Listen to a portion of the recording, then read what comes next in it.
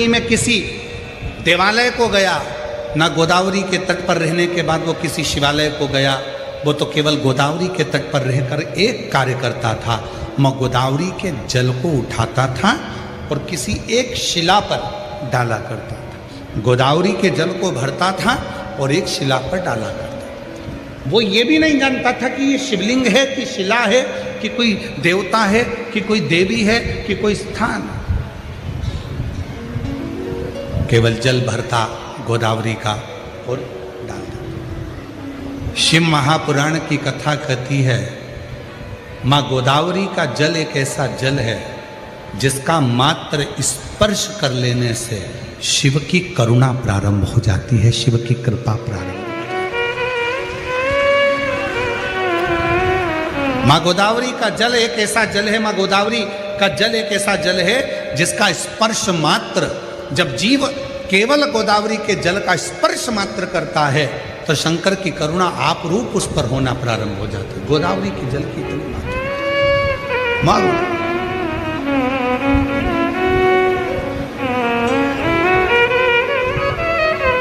और महाराष्ट्र वालों को तो बड़ी कृपा है माँ गोदावरी की, आप लोगों पर तो बड़ी करुणा और कृपा माँ गोदावरी की बनी ही रहती है कि नित्य आपके आसपास में गोदावरी माँ का जल स्पर्श होता ही रहता है।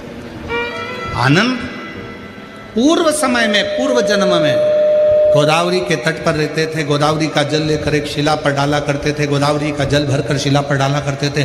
उनके स्मरण में नहीं था कि ये शिवलिंग है, शिला है, पाषाण है, पत्थर है, क्या है, बस गोदावरी का स्पर्श होता था और वो जल समर्पित होता था। उसी गोदावरी के जल के स्पर्श से उसके स्मरण में पूर्व का जन्म रहा और उसने पूरा चरित्र राजा विक्रांत को कह दिया कि एक जलहरणी नाम की असुरी मुझे उठाकर लेकर आ गई अपने माँ के घर से और तुम्हारे घर में रख दिया, और तुम्हारे घर के पुत्र को उठाकर ले गई, बुद्ध ब्राह्मण के घर में रख दिया, और उस बुद्ध ब्राह्मण के बच्चे को उस जलहरणी ने, जातहरणी ने खा लिया। मेरा बेटा? हाँ। कहाँ है? कहा वो बुद्ध ब्राह्मण के घर में, उसका नाम चैत्र है, उसके माता पिता ने उसका नाम चैत्र रखा, और वो बालक साधारण नहीं है, केवल एक वही बालक है जो उस जातहरणी को समाप्त कर सकता।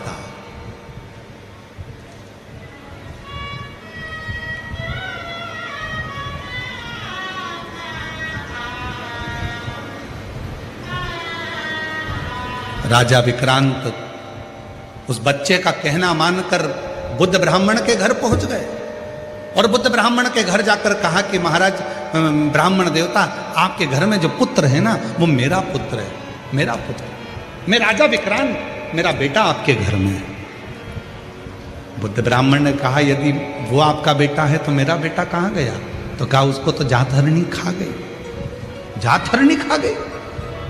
जैसे ही अपने पिता बुद्ध ब्राह्मण को दुखी देखा तो चैत्र उठा और उठते से ही एक कुश का भाग लेकर दौड़ पड़ा उस जातहरणी को मारने के लिए।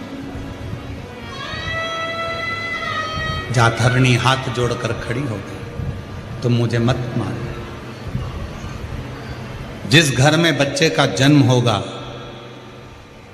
उस घर में यदि अग्नि का प्रवेश होगा या लोहे का कोई सामान, लोहे की कोई कील, लोहे का कोई पदार्थ, उस जन्म लेने वाली, उस जन्मे हुए बच्चे को जिस कक्ष में रखा जाएगा उस कक्ष में अगर लोहे का कोई सामान होगा या उस कक्ष में अग्नि का प्रवेश होगा तो मैं उस कक्ष में कभी प्रवेश नहीं करूँगी। उस दिन से नियम है, बच्चे को लेकर जब माँ अपने कक्ष में आती है, स्नान करती है, तो उसको बालों को सेकने के लिए अग्नि दी जाती है, धूप दी जाती है, जिससे वो जातहरणी इसके घर में प्रवेश ना करे, कक्ष में प्रवेश ना। चैत्र ने छोड़ा, जातरणी ने एक वर और मांग लिया, जब आप मुझे इतना वर दे रहे हो तो संसार में कितनी नारियां हैं, संसार में कितनी माताएं हैं। मैं जानती हूं कि मैं जातरणी हूं, मैं बच्चों को खा जाती हूं, पर संसार में ना जाने कितनी माताएं, कितनी नारियां हैं, उनका गर्भ नहीं है, उनके गर्भ से संतान नहीं, उनके गर्भस्थता नहीं। तब कहा, मैं चैत्र आज वर देता हूं, शिव की आज्ञा का मैं अनुमोदन करने वाला, शिव को भजने वाला, शंकर की स्तुति करने वाला, और जिस आनंद ने ये सारी लीला सुनाई है उसकी साक्षीकरण कर कर मैं वचन देता हूं, यदि कोई नारी, कोई स्त्री श्वेत अक्षत, श्वेत पुष्प चैत्र पूर्णिमा के दिन शिव को समर्पित करती है, उसके गर्भ से संतान जरूर होती है। वो बिना संतान के रह नहीं सकते, उसको संतान की प्राप्ति जरूर। और साधुता है पूरे आरण्य वासियों को कि वो चैत्र की पूर्णिमा, यदि आप लोग नेट पर सर्च करेंगे, गूगल पर सर्च करेंगे तो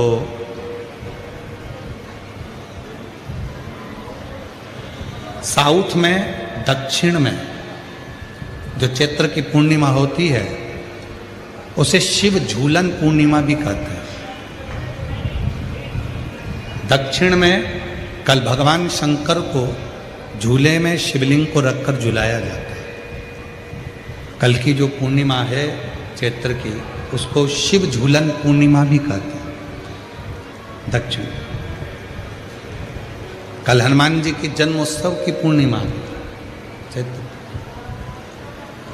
संपूर्ण देशवासियों को, संपूर्ण सनातनियों को श्री हनुमान जी महाराज के प्रागट्य की बहुत बहुत बधाई हो।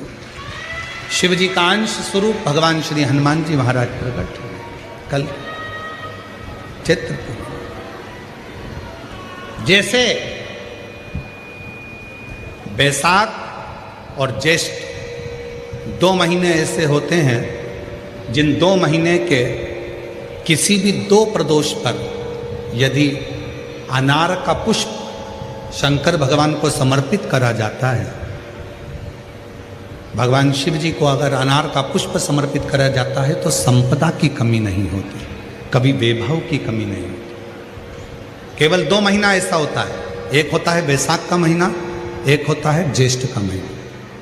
ये 2 महीने में कभी भी कोई सी भी 2 प्रदोष, किसी भी 2 प्रदोष को ले लो और उसमें अनार का फूल, जो अनार का फल लगता है उसमें फूल भी लगता है, अनार का यदि पुष्प, एक ही पुष्प यदि शंकर के शिवलिंग को समर्पित करा जाए तो कभी, हम तो यहाँ तक कहेंगे कि कोई बहुत छोटे से छोटा व्यक्ति है, भले हाथ गाड़ी चला रहा है, ठेला गाड़ी चला रहा है, रिक्शा चला रहा है, उसके पास धन नहीं है, बहुत कमज़ोर है, पैसा नहीं है, बहुत तकलीफ में है, बहुत दुखी है, तो हम तो उससे कहेंगे कि या तो बैसाख के महीने में या ज्येष्ठ के महीने में कोई भी 2 प्रदोष को अनार का पुष्प यदि वो समर्पित कर देता है तो निश्चित है उसके घर में वैभव संपदा बढ़ना प्रारंभ हो जाती है, कार्य में उन्नति है।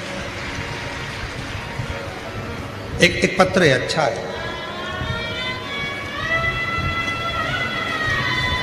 देखिए।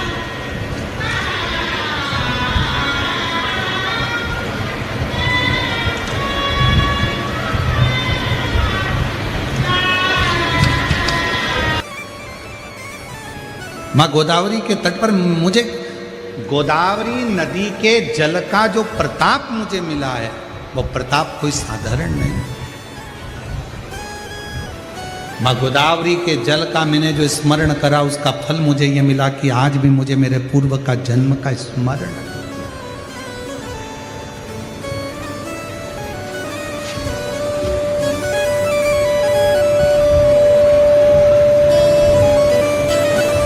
मेरे पूर्व के जन्म का मुझे आज भी स्मरण,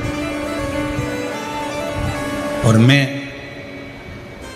पुनः वापिस अपनी मां बरबरणी के पास में अपने पिता अनमित्र के पास में नहीं जाऊंगा, अब मैं सीधे वन में जाऊंगा। और वही आनंद महाकाल वन में पहुंच गया। तप में डूब गया, साधना में डूब गया। शिव की इतनी भक्ति करी, इतनी भक्ति करी, इतना स्मरण किया कि बाबा देव अधिदेव महादेव ने आनंद को दर्शन, आनंद को दर्शन। और आनंद को जो दर्शन दिया, मांगो आनंद, तुमको क्या चाहिए? शिव ने पूछा। आनंद ने मना कर दिया, मुझे ये भोग और विलास की वस्तुएं नहीं, मुझे साज और श्रृंगार नहीं, मुझे कोई वस्तु नहीं, मुझे कोई सामग्री नहीं, मुझे कोई सामान नहीं। अगर देना चाहते हो तो आप जो आज मुझे दर्शन देने के लिए यहाँ आए हो, इसी स्वरूप में यहीं पर आप रह जाओ। भगवान शंकर एक शिवलिंग की आकृति में वहाँ विराजमान हो गए और शिव जी ने अपना खुद का नाम आनंदेश्वर महादेव रख दिया। आनंदेश्वर।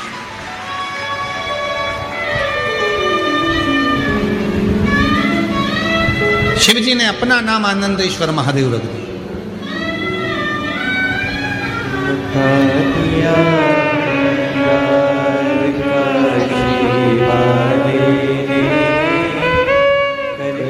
शंभू 10 वर्ष के बाद हुआ है। एक बार जोरदार ताली। प्रणाम